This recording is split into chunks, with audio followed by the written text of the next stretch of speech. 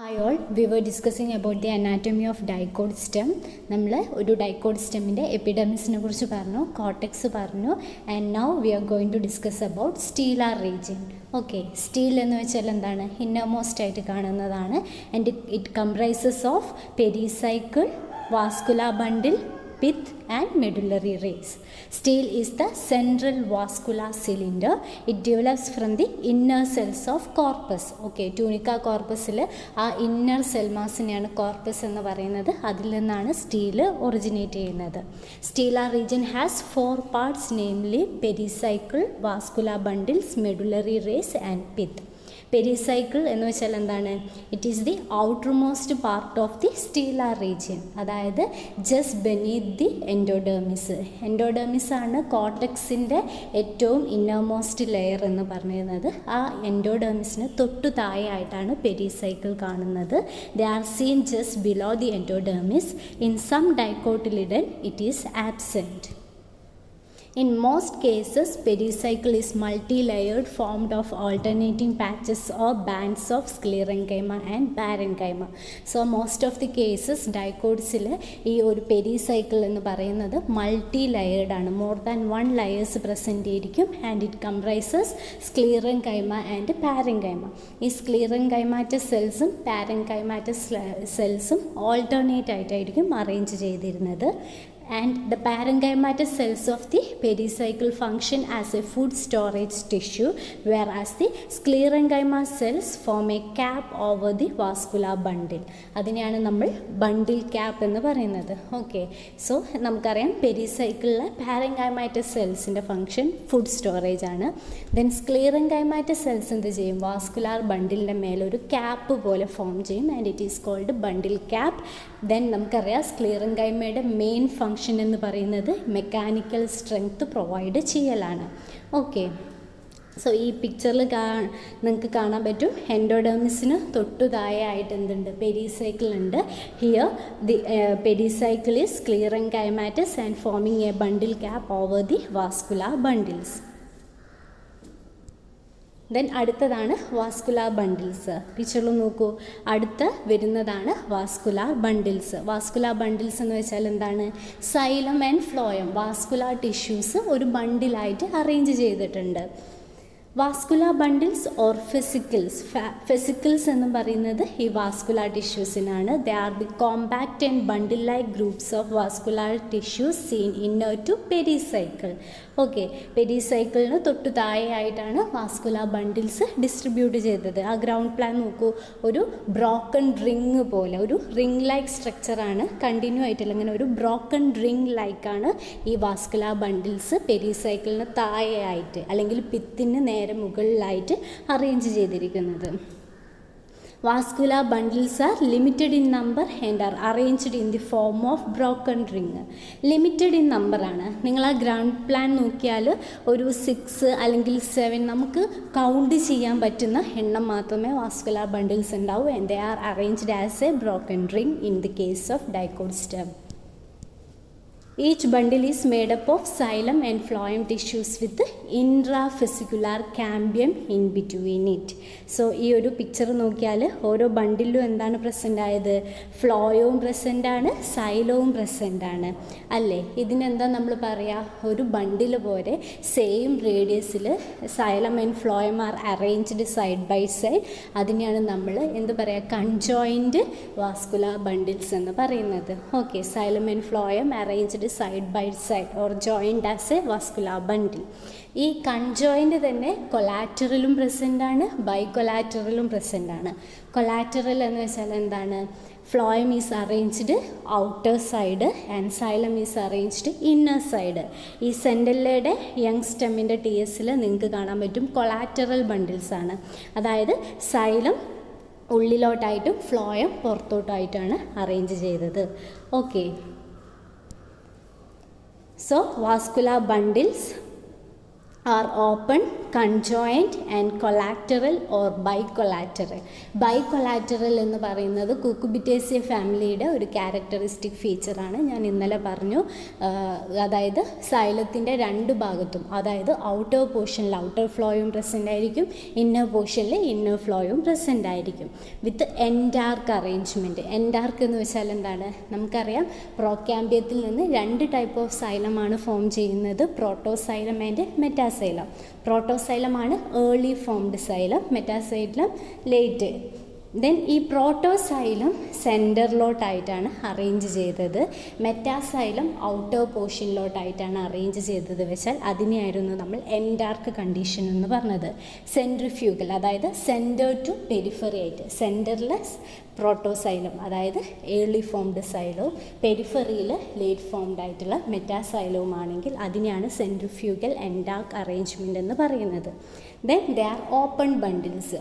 Open bundles എന്ന് വെച്ചാൽ എന്താണ്? Each bundle is made up of xylem and phloem tissues with intrafascicular cambium in between. അതായത് within vesicle അല്ലെങ്കിൽ within vascular tissue cambium is present. Okay, ഈ ഒരു picture നോക്കിയാൽ നിങ്ങൾക്ക് മനസ്സിലാവും. ഫ്ലോയും പ്രസൻ്റ് ആണ്, ദെൻ സൈലവും പ്രസൻ്റ് ആണ്. സൈലത്തിൻ്റെ അറേഞ്ച്മെൻറ്റ് നോക്കൂ. Metaxylem projected towards outside and protoxylem projected towards inside. Okay, so xylem and phloem ഉണ്ട്. In between xylem and phloem cambium present ആണ്. ഇതിനെയാണ് നമ്മൾ ഇൻട്രാഫെസിക്കുലാർ കാമ്പിയം എന്ന് പറയുന്നത്. ഈ സൈലത്തിൻ്റെയും ഫ്ലോയത്തിൻ്റെയും ഇടയിൽ കാമ്പിയം ഉള്ളതിനെയാണ് ഓപ്പൺ ബണ്ടിൽസ് എന്ന് പറയുന്നത്. അതായത് they are open four secondary growth.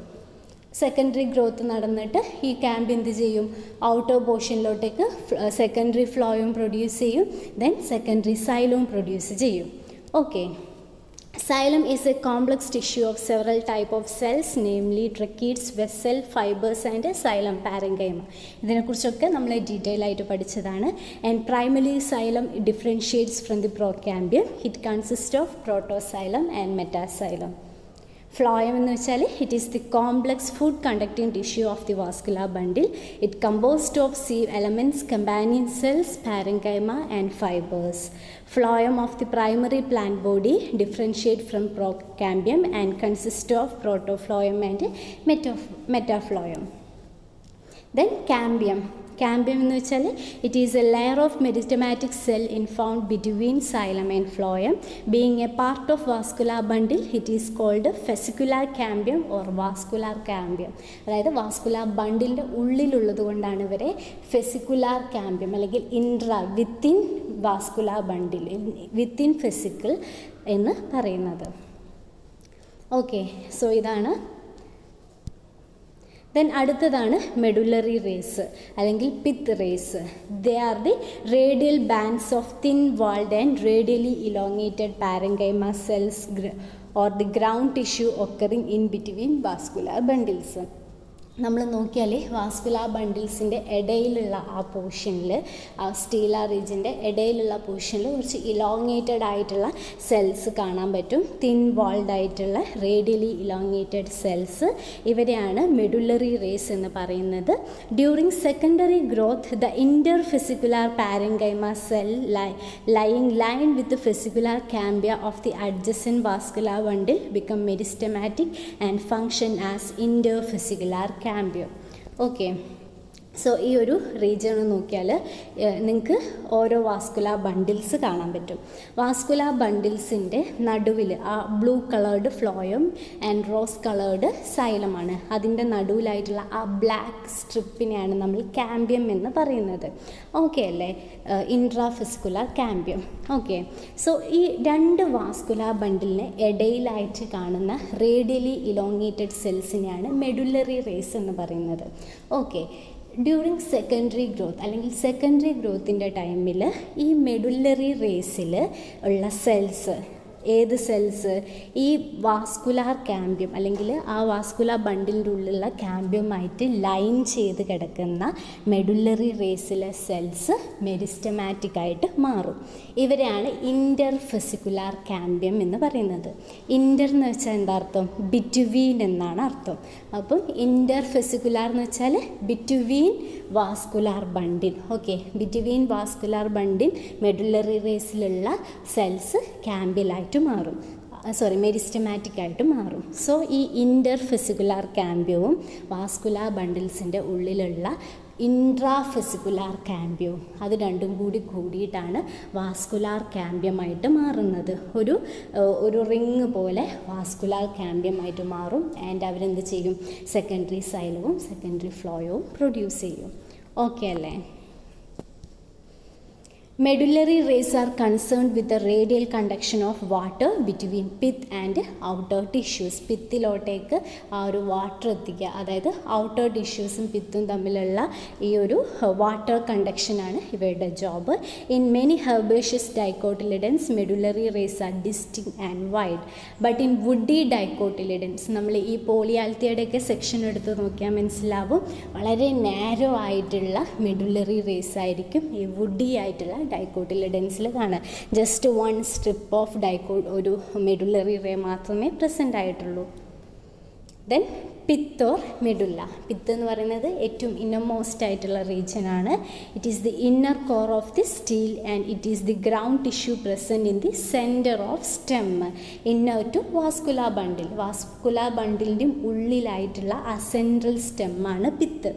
Mostly it is parenchymatous formed of thin walled and loosely arranged cells with intercellular spaces. When mature pith serve as storage tissues. Okay.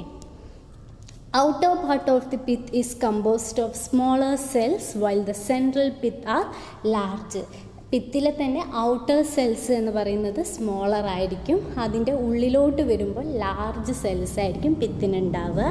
And in many herbaceous plant internodal pith get disintegrated during development forming central cavity. അതായത് രണ്ട് നോഡ്സിനിടയിലുള്ള റീജിയനാണ് ഇൻ്റർനോഡ് എന്ന് പറയുന്നത്. ചില പ്ലാന്റ്സിൻ്റെ കേസിൽ ഇൻ്റർനോഡൽ റീജിയന് hollow ആയിട്ടാണ് കാണുക. Okay, അതായത് അവിടുത്തെ ആ സെൻട്രൽ സ്റ്റെം അല്ലെങ്കിൽ പിത്ത് ഡിസിൻറ്റഗ്രേറ്റ് ചെയ്ത് പോയിട്ടുണ്ടാവും. നിങ്ങൾ ഈ ബാംബൂടെ ഒക്കെ കണ്ടിട്ടുണ്ടാവും. ബാംബു കട്ട് ചെയ്ത് നോക്കിയാലും സെൻട്രലായിട്ട് ഒരു ഹോള് കാണാൻ പറ്റും സ്റ്റെമ്മിൽ. അതായത് അവയുടെ ആ ഒരു പിത്ത് റീജിയന് ഡിസിൻറ്റഗ്രേറ്റ് ചെയ്ത് പോയിട്ടുണ്ടാവും. ഓക്കെ, സോ ഇത്രയ്ക്കാണ് നമ്മുടെ ഒരു അനാട്ടമി ഓഫ് ഡൈക്കോട്ട് സ്റ്റെമ്മിൽ പറയാനുള്ളത്. അവരുടെ വാസ്കുലാർ ഫീച്ചേഴ്സൊക്കെ ശ്രദ്ധിക്കുക. എൻഡാർക്കാണ്, കൺജോയിൻ്റ് ആണ്, and they are arranged as A broken ring. ഇങ്ങനെയുള്ള കാര്യങ്ങൾ ശ്രദ്ധിക്കുക.